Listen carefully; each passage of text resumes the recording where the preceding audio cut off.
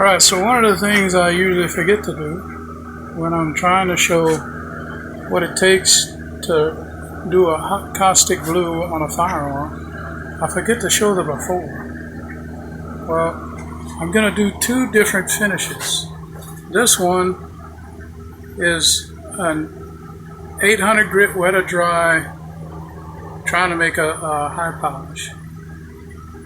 And then this one is just basically 100 grit garnet bead blast finish. And the bottom metal and the receivers to match these two rifles are already in the Dicopan 909 cleaner.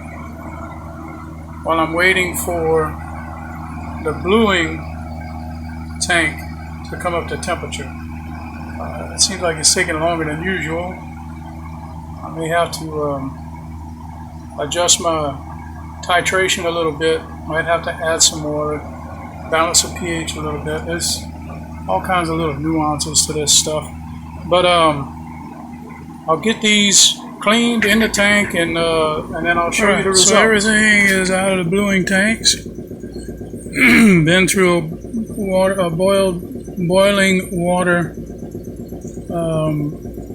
to deactivate the salts, and now I've got it slathered up with some rust inhibiting grease, and grease is going to soak on it overnight. I'm going to clean it all off tomorrow morning, see how it looks.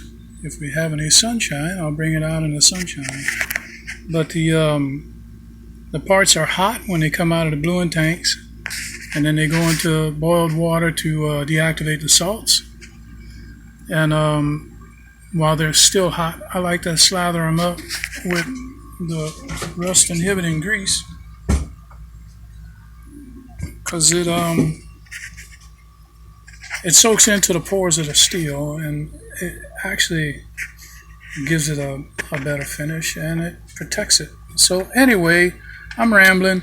I'll get everything cleaned up and kind of get a better look at it tomorrow.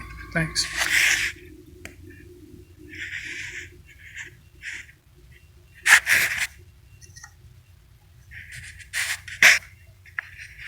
So this is the 100 grit garnet blasted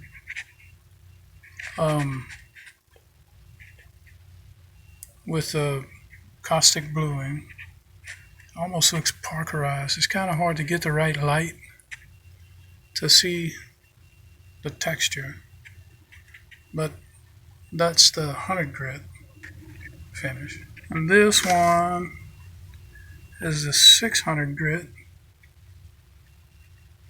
After it's all reassembled, put in a stock. The camera doesn't really do it justice. I think it came out pretty good. The color's pretty solid all the way through. Of course, my caliber stamping is upside down because I had to reset the headspace on this thing. So who cares? The caustic bluing process seems to work real well on certain steels. Other steels you can end up with purplish blemishes and those kind of things, but